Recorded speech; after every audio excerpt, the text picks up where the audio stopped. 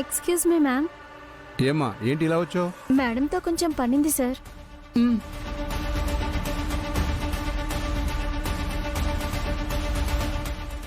ఏంటి?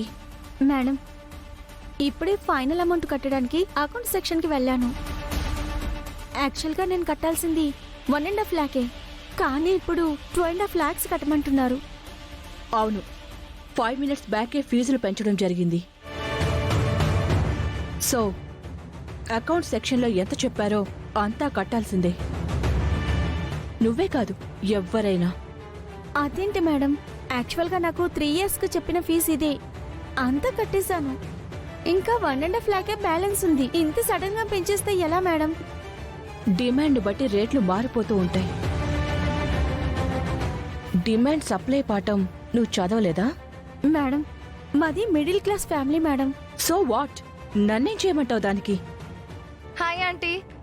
Good morning sir. Good morning. Sir. Shravya, నువ్వేంటి ఇలా వచ్చావు? చూడు అక్షిత, నేను కట్టాల్సిన ఫీజు 1.5 lakhs, కానీ ఇప్పుడు సడన్ గా ఫీజు పెంచాం. ఇంకో 1 lakh కట్టమంటున్నారు. ఆంటీ, అవునక్షిత, తనే కాదు, స్టూడెంట్స్ అందరూ కట్టాల్సిందే. You're right aunty. But 1 lakh పెంచడం ఏంటి చీప్ గా? ఏ 5 lakhs 10 lakhs పెంచొచ్చు కదా.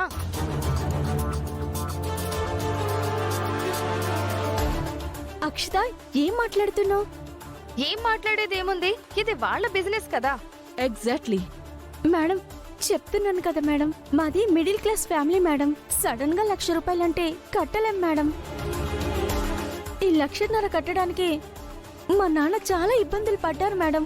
చాలా చోట్ల అప్పులు చేశారు మేడం. మళ్ళీ 1 lakh అంటే మా వల్ల కాదు మేడం. Please madam. అయితే డ్రాప్ అయిపో. డబ్బులు లేని వాళ్ళం ఫీజు కట్టలేము అనుకున్నప్పుడు డబ్బున్న వాళ్ళ కాలేజీలో చేరడం ఎందుకు? వేరే సోర్సెస్ ఉన్నాయి కదా. అవును, గవర్నమెంట్ కాలేజ్లో చదువుకోవచ్చు, ప్రైవేట్గా కూడా చదువుకోవచ్చు. మేడం, అది కాదు మేడం. చూడు, నో మోర్ డిస్కషన్స్. చెప్పిన ఫీజు కట్టాల్సిందే, లేదంటే ఎగ్జామ్స్ రాయనివ్వను. ఎవ్వరైనా సరే, గెట్ అవుట్.